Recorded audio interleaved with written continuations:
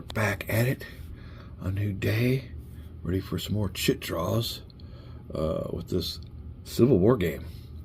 Unfortunately, I've been under the weather for about a week with muscle issues, but I'm glad to say this morning, wasn't too good this morning, but recently, I think I'm pain-free, so let's knock on wood. We won't get too excited, but oh my goodness, if I can be over this, what they call, I can't remember what it was called, where your neck muscles all get stiff and you can't move your head. So that's what I was up against since last Friday. This is Friday, Saturday, Sunday, Monday, Tuesday, Wednesday. Yeah, at least 6 days. It took me 6 days to get over it. We're all excited about the situation here in this game, and like I said, big part of strategy is we're finding out is making it obligatory for your opponent to have to move. That is different. Like I said, those old troops there, McClaws, they've already had their chit drawn, so the burden has been put on to the Confederate player to have his combat. So whenever the Confederate player pulls his chit, we got to move those troops into a good combat. Besides, I mean, you don't want to have a whole combat phase just for this little combat to get him out of the way. He can't move. His chit's already been drawn, but there is a mandatory combat coming up, so kind of wish we had old Racer here to tell us if we're doing it right, but it sounds like a good concept. I'm enjoying the heck out of that. So let's go ahead with this next chit draw. They'll tell us everything, and like I said, the celebration day, man. Anybody that knows anything about, I'm a real wimp when it comes to pain. I can't live with it at all, but oof, what a breath of fresh air to be out of pain after 6 days. That massive neck, I don't know what to call it an injury, but oof, I think it had something to do with me overheating and getting Charlie horses. I think that contributed to it. And I got grass to cut again, but I ain't going nowhere near it right now, so just now recovered. Okay, it's the Union turn. Wow. And it's all this core here. Well, what happens now?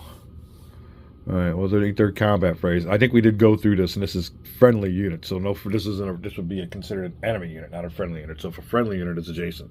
That's where you meet the criteria. All right, let's go ahead here with second corps. There we go, second corps. Second corps die.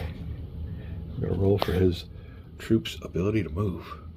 And there they be. We can see the situation here. Okay, and the old breakout of First Corps didn't materialize. Oh, one thing we wanted to, I didn't think I caught on the last video was there was a late arrival. You'll see up here at First Corps, that 9J, supposedly in the game, I guess, historically, they came in later. I think, let me see, 9J, is this area J? I can't see. No, it's H, so they must have come in the wrong area too. But they just came in on this turn, but that is the Vermont Brigade. You can see that question mark there. It means they're untested. So when they do engage the enemy, we will roll the dice for their combat effectiveness. There you go. All right, and their parent unit is First Corps. All right, so that'll be it. Let me see. Rolling for second course. 1. Not good, not good, because your men can now only move 4 axes. All right, these guys are coming in, but ain't nobody lighting a fire under their ass. We'll see what we want to do with First Corps. This is probably the biggest corps on the map. When I first come in, when I first seen their stack, I'm like, oh, this is a game changer. So we see what we can do with that. We'll be right back. All right, we can kind of see how everything's starting to develop. First Corps Second Corps was supposed to come on down here and overwhelm and solidify the eastern part of the battlefield. But with our little mad dash for the heights, we've left this area open. So it's kind of like a football game, filling in the gaps. The old boys come up this road, or come in through here, and we're ordered this way. How are you going to order them to go back this way? And then do they even have the movement points to do it? I think maybe they can get to the tip of the hill, but yeah. Or to have the option of go ahead and throwing them on into the fray and definitely solidifying this part of the battlefield. So there you go. Would solidify anything east of Gettysburg. Be back. All right, well, we decided against throwing them into here. I think we can see a big problem coming if these guys get up here on this hill. So the decision's been to switch around, boys. Go back where you came from. Unfortunately, with their shitty roll, they couldn't get up the hill. Get to the base, but not up the hill. This little boy here is the only one who didn't move. He's our little, we'll call him our headquarters unit. He's 1, 2, 3, 4. 1, 2, 3, 4. He's in contact with anybody. So in case anybody does get up the hill, blah, blah, blah, we can have combat. But we can't have combat this turn. It'll have to wait for evening of the 2nd of July. All right, then that'll take care of 2nd Corps' activation. Be back with a chit draw. Before we have another chit draw, I see another combat residual from our last one. This one here doesn't qualify as a mandatory attack because we're on higher ground. But on this one, I think I even said something when this battle was over that we'd have this battle here to resolve. So this is it's not our combat phase. We can't really initiate combat, but it is what's called a mandatory attack. So we have to have an attack on this turn here. So let me see here. We don't have any artillery, but we do have reserve artillery. Well, this artillery here has been turned upside down, so it's been used. So we could always use this artillery here for our little unit. And this here is Pender. They haven't had their combat phase yet. They're going to have a combat phase this well, their next draw, so we can't do that. Is this going to be, no, this is a friendly turn, so it's not their mandatory combat. So we'll go ahead and we won't move the marker on over. It's only, like I said, I'll show you that in a second, and I showed it in a couple videos prior, that it's only the friendly units that are next to them, not enemies. So friendly units are next to, they have to have mandatory combat. This isn't friendly, this isn't a friendly, it's an enemy. So there you go, that's how we're getting away with that. All right, let's see if Pender can have any artillery. Pender has none, and let me see here. There is no divisional, so Pender have to do this one on his own. So we have 2 strength points against 2. It's a 1-to-1. 1-to-1 means no die roll modifiers on their tactical effectiveness rating roll. Tactical effectiveness is that number on the right. They have to roll that or less to not take a hit. All right, so we'll be rolling for the Pender. Ooh, who we got here? Perrin? Yeah, I think I was right. Perrin's brigade outside of Gettysburg by Penn College. We're being attacked by some artillery and Rowley's brigade. So we'll roll for the Confederates. 4 or less. 3, so they survive. Ooh, 3 or less with no die roll modifier for the attacker. So they survive. So that situation stays the same. You don't do anything. On the following turn, when the next draw comes for the Confederates, they'll have a mandatory attack. We took care of our mandatory attack. It turned out it was a stalemate, or whatever you want. We'll turn this one upside down. And I believe I'll just interject a little bit of comments here with this Clash of Giants Civil War series. That this Clash of Giants series was first incarnated or made for a World War I game. And I'll have to look at that. I need to I guess I'll punch that up here in a second. And it went over real good. And they said that the kind of stalemated type of warfare that this system could produce was indicative or fit real good with, it was designed for First World War, but it came in to effect where it could be used during the Civil War. So we're seeing that in a lot of these residual combats where everybody's just looking at each other. Nobody's really taking any serious hits. Bullets are flying, but no results. All right, that'll take care of that. That'll take care of this. Our only mandatory attack, looking around here, see if anybody else is next to anybody. No. The only reason we don't have a mandatory attack here is because, again, we're higher elevation. When it comes for his chit draw, he'll have to attack. He'll have to attack, and he will have to attack. So there you go. And they haven't had their chit drawn yet, so whatever chit that they draw, they're going to have a good combat with it. You don't want to waste it on these That's what I'm trying to say. All right, we'll be right back. All right, then, ready for a chit draw and our little race to the high ground. You can just kind of see these old boys running on up in certain times the clock goes by, but then you have to have freeze because it's somebody else's turn to move.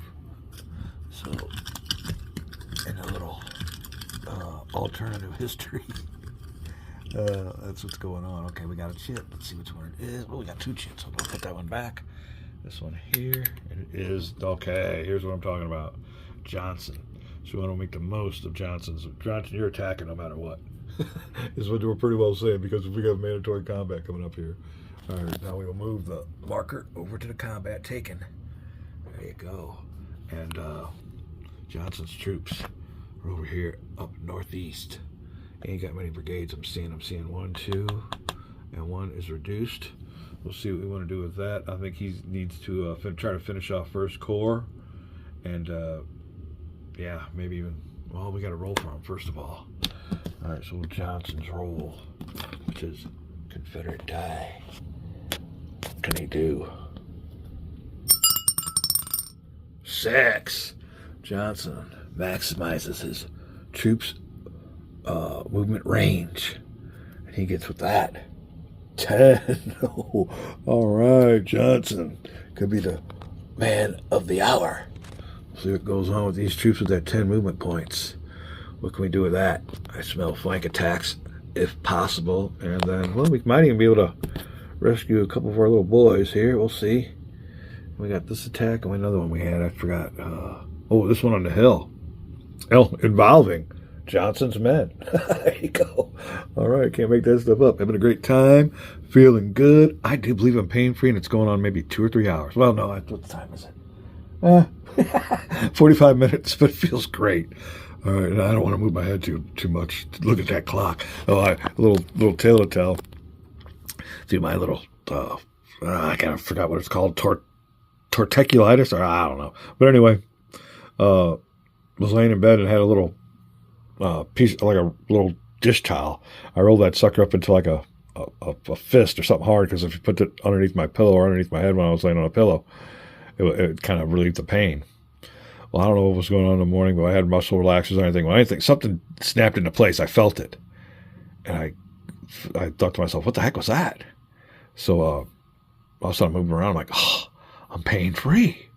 And I was like, oh, great. So I don't know, something must have clicked in. So I was all excited. A dog come on over sniffing. He wanted to go out and go potty. So I went on up the stairs. I got up and went up the stairs and let him get out. And usually this dog is like, he walks like a freaking, there's no hurry in him. He takes his time doing everything. Usually I call him about 5 times to come up. But that morning, he ran up the stairs, hit a door that hit me in the head. I jerked back, and all my pain was back in there again. Oh, poor dog. I mean, there's nothing he did, but oh my God, I was cussing him. So he went on out there and did his thing. But yeah, hit the door, hit me in the head. But I'm feeling great today, so I'm on my way to a recovery. We'll be back with 10 movement points. And what was that? Johnson's. I don't know if you want to call it a division formation.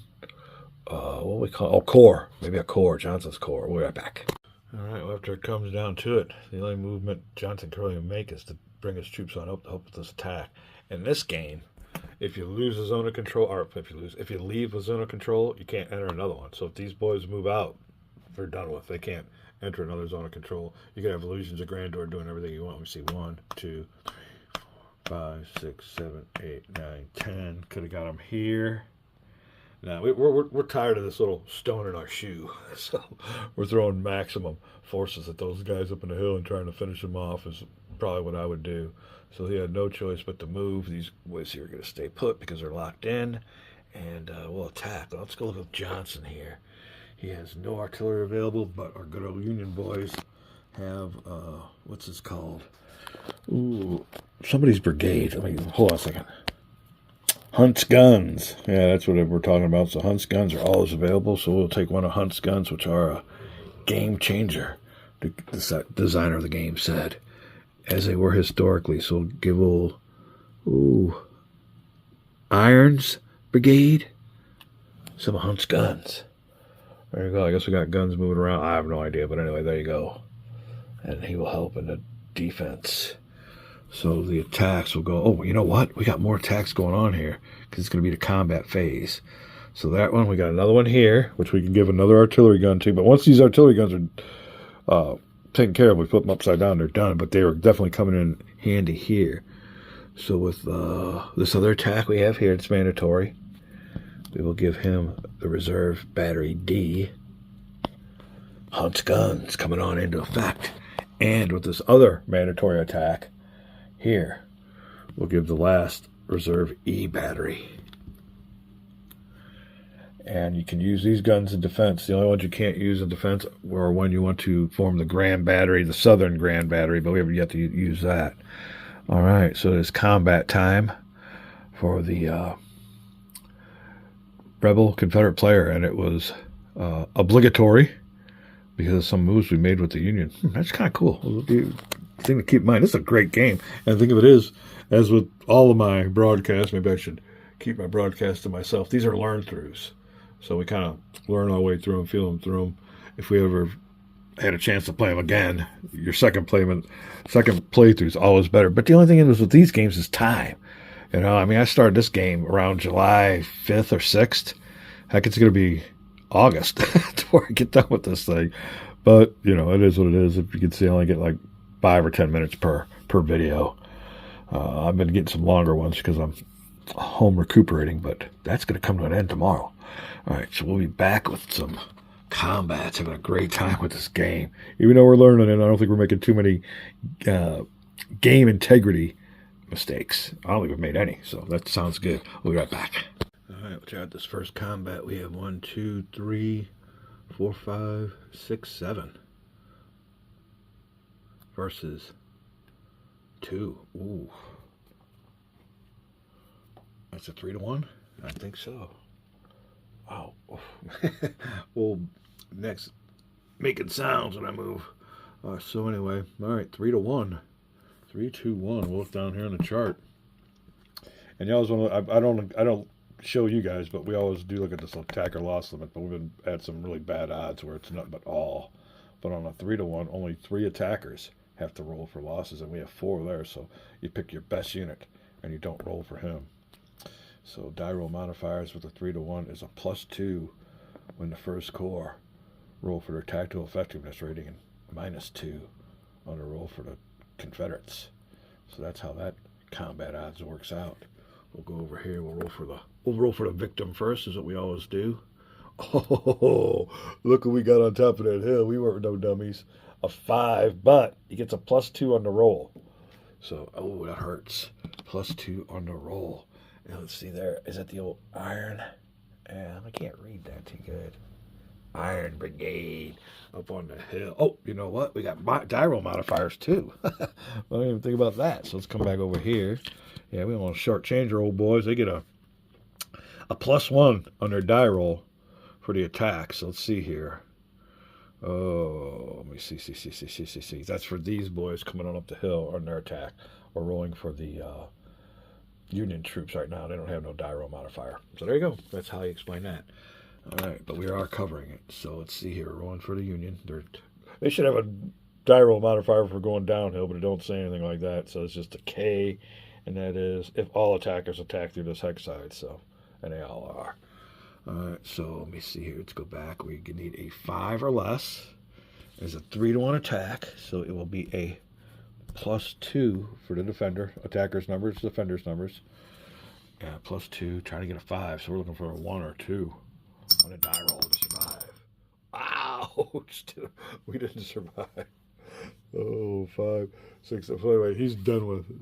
Iron is gone. I guess it was just too much of an overwhelming odds attack, giving the Rebels another victory point. 17 + 4.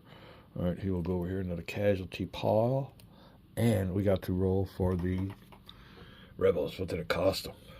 Get the Rebel die. And let's see here. They will get a -2, but a +1 on their roll because they're going uphill. So the first one, oh, who is that? That is Nicholas's brigade. +1 on the roll. 5. They need a 4 That's expensive. So they'll suffer 1 step loss. Oh, yeah, 1 step loss. And the difference between 5 and 4 is 1, so it's a retreat 1, so end up here. We'll do it like that. And we'll give the Union tit for tat, another victory point. All right, now to roll for, we only have to roll for, 3 of the attackers. Oh, you know what we want to do, though? That wasn't one of them. Oh, they're all the same. Okay, they're all 2s. One of these we don't want to roll for, so the one at the bottom we want to roll for. You know what, though?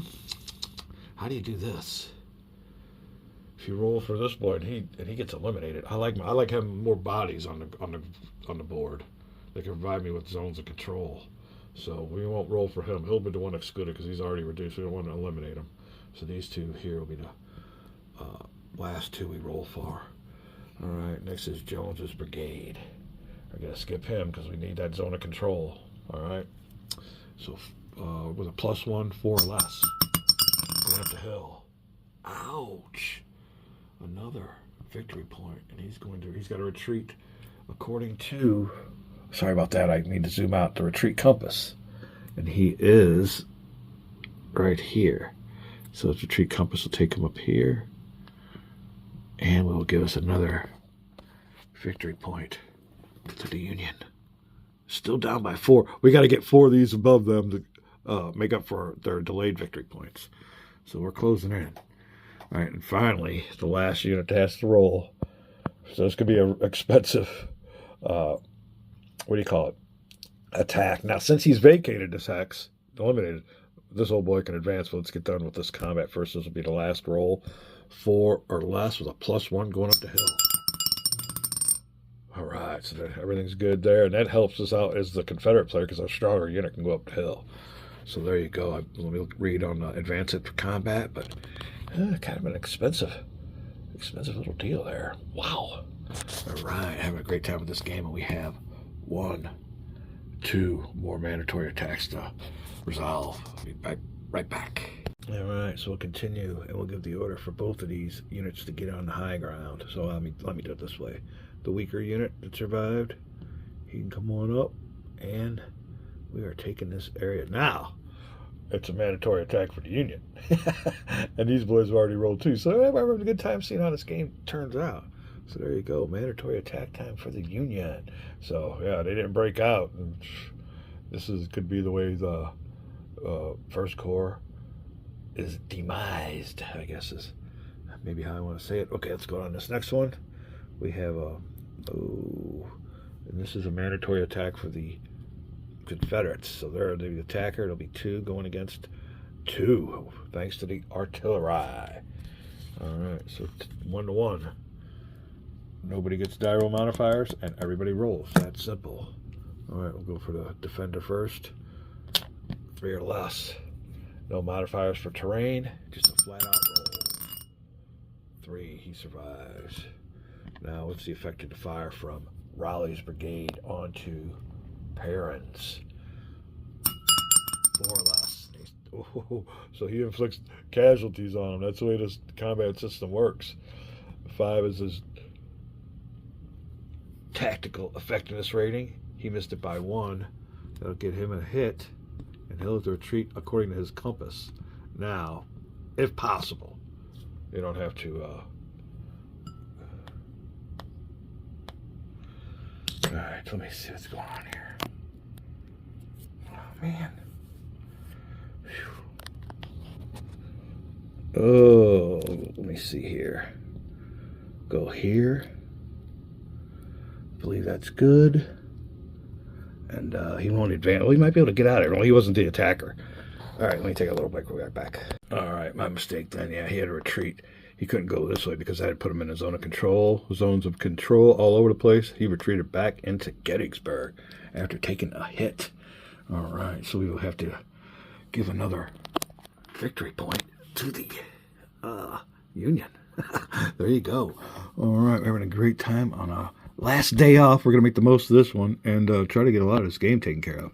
So I don't think there's never any advance after combat. I just read in the rules for the defender. So there you go. That attack was that way. And you know what? With that attack, they got themselves a little, zones of control are still blocking them, but we'll see what we can do about getting out the remnants of First Corps. Rescue them from their little spot. All right, where do we have some more mandatory attacks? I think it was this one and this one over here. Take a little breaky break. I'll be right back.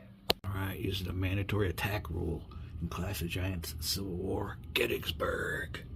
And we have McCullen's, I can't really, even with my glasses. Wilford's brigade has got to attack uphill. Wow. Oh, mandatory attack. Because when they're sitting there in that spot. All right, we'll go ahead and do it. It's a 1 to, we got a 1 to 2. We're over here. Sorry about that. Only 4 units of the attacker have to participate, but we only have 2 anyway, so. Yeah, how can 4? I guess that would be if you had them all surrounded with a bunch of units. All right, 1 to 2. +1 for the people defending, -1 for the boys attacking, or rather the other way around. Yeah, +1 for the attackers. So we'll go for the defenders first, as we always do. 4 or less with a, it says here, -1. All right, but he's attacking with a, going uphill with a +1 modifier. So we'll apply that +1 to his roll. No roll going for him, so 4 or less with no modifier. Oh, with a -1. 4 or less with a -1. The 1 to 2. Oh, not good. So 5. Oh, good attack by the rebels, even with artillery. So 5 will equal a hit and a victory point, and he has to retreat. 1 hex. This way, I guess. Oh, well, maybe we'll go this way. Yeah, stay up on top of that hill. We're allowed to do that per the retreat compass, not in another zone of control or anything else. All right, now we'll roll for another. This is not looking good. That was my good unit. So -1, and we have to have a 2 or less. Ouch! All right, another victory point. And the difference between 2 and 6 is 4. 1, 2, 3, 4. 1, 2, 3, 4. Wow, wow, wow. Well, that attack was successful. Plus, they got 2 victory points. Let's see over here. 1, 2. All right, now we'll roll for the attackers.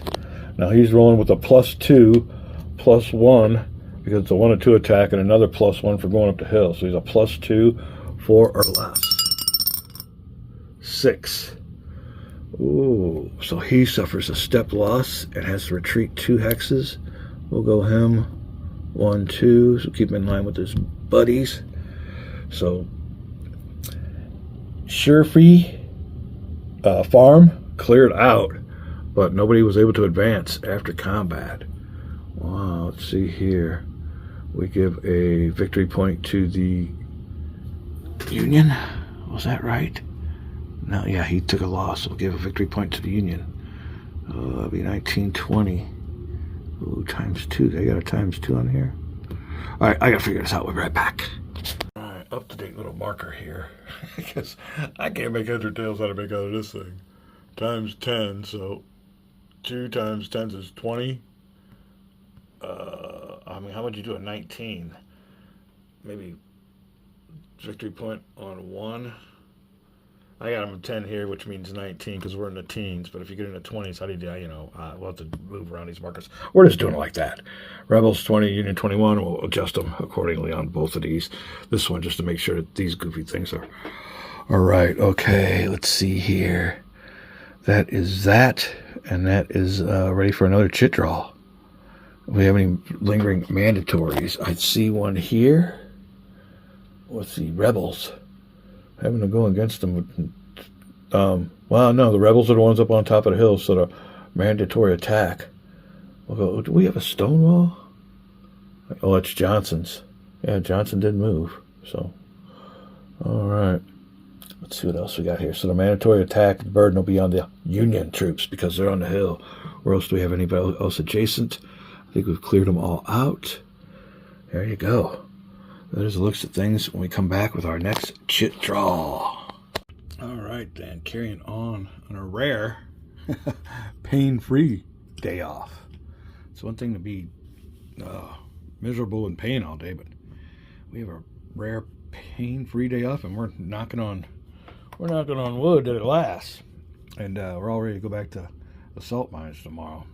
Unfortunately, life wants to interrupt my little game here of Clash of Giants. We're going to try to get some more turns in. Oh, my goodness. Just shut off the phones, shut off the emails, everything, and just tell life to go, take a hike. Oh, my goodness. And it's nothing that's really pressing. It's just stupid stuff. Oh, God. All right. Well, we're going to try to get a chit draw in here. Let's see. And the thing of it is, my day off is even kind of limited because, I got a barbecue and some other stuff here today, so we're going to try to get what we can get in. I like this. I just noticed this little Devil's Den illustration there. I'm not seeing any height on that. It's just a big old spot on the flats full of rocks. Wow, I didn't notice that until just now. I wonder what that, it's kind of different. That stands out like a sore thumb on the map. All right, here's our next chit draw, and it is early. So let's see here. What are we looking at? We have a mandatory attack that's got to happen. And where else? So the burden will be on the Confederates to attack downhill. Wow, early. Can we get any? Early is over here.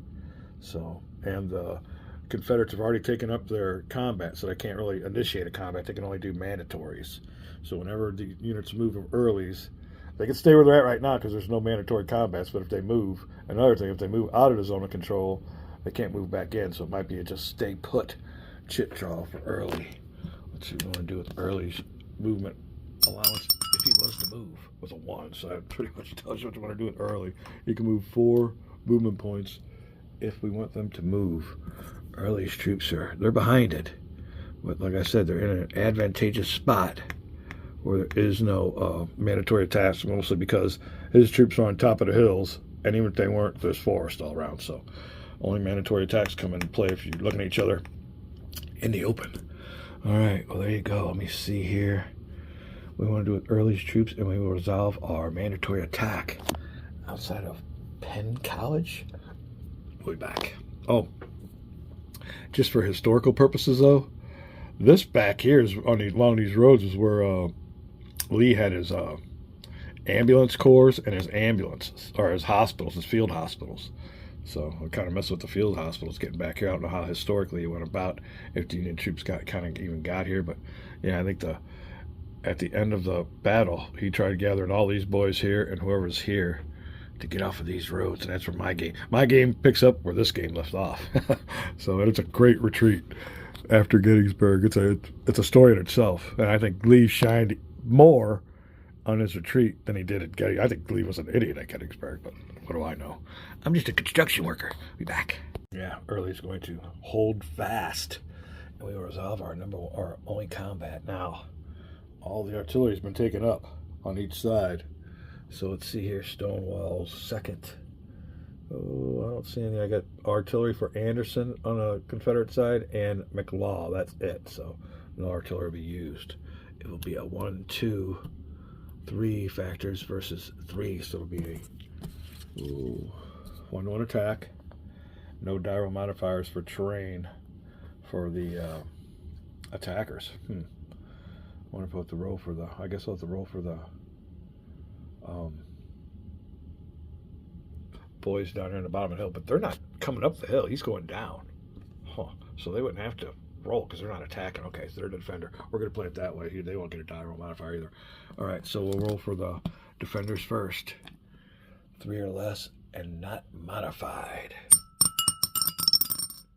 4. So he is eliminated. Ouch. Giving the rebels, we'll do it this way. I like this list a lot better, although I don't have a pen handy. Oh, right then. Hard to see, but there you go. That light is putting a number on this camera. There you go, 24. That is it. Now the next one. Ooh, 3 or less. Some low tactical effectiveness rating numbers to try to reach. All right, well, he does. All right, so this is First Corps about to be decimated. His last one, 3 or less. 2, so First Corps hangs on. Now for the attackers. 4 or less, no dyro modifiers. 1, so he's good. Last but not least, Stewart's Brigade, Johnson's Corps, 4 or less. 4, so he takes care of it. So the result of that battle is 1 brigade eliminated, but they're still facing each other down as we go on into the evening. Wow, so there's fighting going on. If you're listening around, you'd hear the sound of gunfire everywhere. All right, well, especially northwest, I guess it'd be pretty well quiet down this way, but there is still the sound of battle someplace. All right, that is it for that shit draw. I'm looking around, I don't see nobody adjacent, and no other mandatories. Chit draw time. We're down to, it feels like maybe 2. Grab this next chit, and it will be the Confederates' turn. Flipping on over. I forgot to do that last time, but anyway. Rhodes. And Rhodes is he up there with his boys? No, Pender. Rhodes is inside Gettysburg, and he only has a couple of brigades left, and they're weakened. They've been thrown off this hill. Oh, here's another one, Rhodes here, but he's out of command range, so he can't initiate attack. Nobody can initiate attack anyway because all the combat rounds have been taken. See what I'm going to do with Rhodes. Ragtag, beating up brigades already in the battle. Be right back. Rebel die for Rhodes. 3. And 3 translates on the Rhodes track as 6 movement points. We'll see here. I'm pretty sure... I don't know. I mean, he's throwing around it. The only good thing they're doing is throwing some nice zones of control around, so there could be no movement within this area. We have it pretty well controlled. I think we'd like to keep that. This old boy's doing a job here, so do we keep Rhodes's troops right back? All right, don't know how smart of a decision it is, but we got the heck out of Gettysburg, ceding this whole area to the Union. But we moved Rhodes's troops down here. If we can eliminate these boys here, it'd be a big help. We'll see what's up. Still got a bunch of troops that can make a difference dealing with First Corps. So we'll throw them down there as a little bit of a blocking action. As a matter of fact, they're good here because if we can get ourselves a, frontwards, backwards, little flanking action going on against all those troops, it'd definitely help. So I think that's what Rhodes' job, his orders are to be. He will sit there with there's 3 brigades. I don't see any more Rhodes units. That is that. That is that. We're ready to take another chit draw, and this could be the last one from the command marker. Let's see. Is this it? Yeah, it is. All right, last chit. And it's going to be a Union chit. I'm pretty sure I seen it was blue, and it is. Blue's last turn. It will be the last turn of the late afternoon, going on the evening. And who is the? Oh, of course. Wow. There it is. 6 Corps coming on in. We need a Union die and a Union die roll for 6 Corps. 3. That translates for the 6 Corps into 6 movement points. There you go. And he has artillery. Unfortunately, combat's been taken. We're just going to bring them on into the action. Where do we need them most? Oh, do you want me to move them to the right, the center, or the left? If anybody ever commented on my channel, I'd let you make the moves, but that'd be nice. I'd play a game against you guys. You tell me what to do on a certain side, but yeah, that'd be kind of cool. I'd like to do that with another channel. I think the original Grognard did it with one of the Tilton games. I forgot what it is, John Tilton, and it was I think a Prussian War era. What Prussian War? Let me see. Prussian general. Shoot, I'm getting a mind block. But anyway, I'm thinking 1600s, 1700s. No, 1600s. Prussian, and he played another channel, and they vowed not to look at each other's channels because if you did, you'd see what they were going to do. But it was a great. I never did finish it because it went a long ways. But that's a great watch. The old original Grognard. He don't post anymore because he actually went into the game designing business, and he says that he does this for a living, so he don't want to do it during his free time, which is fine. This is a reason why maybe I wouldn't want to design games, because I kind of like this as a hobby. But when he's from the point of view, man, I do it every day. I don't want to get away from it when I'm not doing it, which is fine. Yeah, that's kind of strange. All right. Ooh, he has What do we got here? 6 movement points coming on the road. We'll see what we want to do with it. Be right back. Another quick point. I seen this laying there.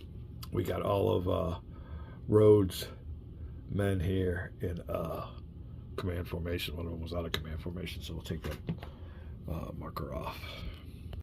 All right, then. 6th Corps coming in. So these are some strong units here for the Union coming on in now. That is it. Everybody is on the battle board. They have orders to go due west, heading straight west to deal with whatever's going on up there. And now we will just be maneuvering a little bit, having some combat as the combat phase allows. That is it for the chit draws. We're down here to the retreat phase. All right, we'll see what goes on there. I think that's anybody that's adjacent, that's in clear terrain, has to get the heck out of there. Wow. Okay, we'll check that out. We'll be right back because we're at the retreat phase. All right, mandatory 4-hex retreat as follows, and that is going to eliminate the 1st Corps. Wow. No mandatory. Now, what we needed to do is get at least a unit. If we had a unit right here, they can go through them and head out, but zones of control are in there. I'm looking at it one last time. I mean, if you guys see. All right, life just ain't gonna. Somebody must have got my number because all of a sudden I'm getting all these spam calls. Okay, where was I before I was so rudely interrupted? All right, let's see here. Yeah, I see no way out.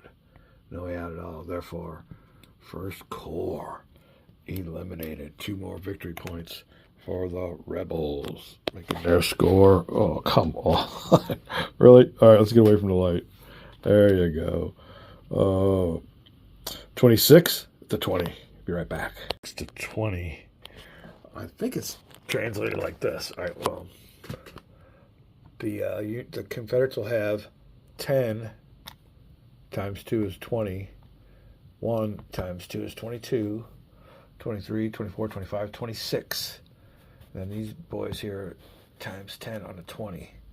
So I'm pretty sure that's how you interpret that. But we're going to do it this way just to make sure. So, yeah, I'm pretty sure that's how they want us to do it. This here will be on a 10, on a 20. 10 times 2 is 20. And then 2 times 1 is 22. I'm pretty, who knows. There you go. All right, like I said, not the sharpest tool in the shed, but we try to manage. We try to, what does it say? God looks out for those who can't look out for themselves. All right, now that's a big hit. Big hit, man. The whole 1st Corps. And I don't know how they fared historically. I can look them up on my game because I have the post-Gettysburg casualty results for my game. But in this game, they were wiped out. Wow. All right, we're not done yet. Anybody that's in clear terrain next to anybody higher up has to retreat 4 hexes. This does not qualify. So there you go. That is it. We are good. Nobody else adjacent. That is it for the retreat phase. Night phase, no. And a turn phase. And that's just automatic victory. Now, there was the old auto victory window. And we did have a chance to get a bunch of units off there. Man, maybe we should have took it. But that window's pretty well shut right now because they had to be retreated from this hex to this hex. So the rebels had to get off that way. Or mostly just come around here and get off down here at this hex right here. So they all minimum had to do. We had a chance to do it, but it probably would have been fun. We should have tried it. All right. That is it. We will go on with the end of turn phase. That is it for the late afternoon. We'll call it a video. When we come back, we are going to prepare for the evening of July 2nd on the battlefield of Gettysburg. Wow, good game.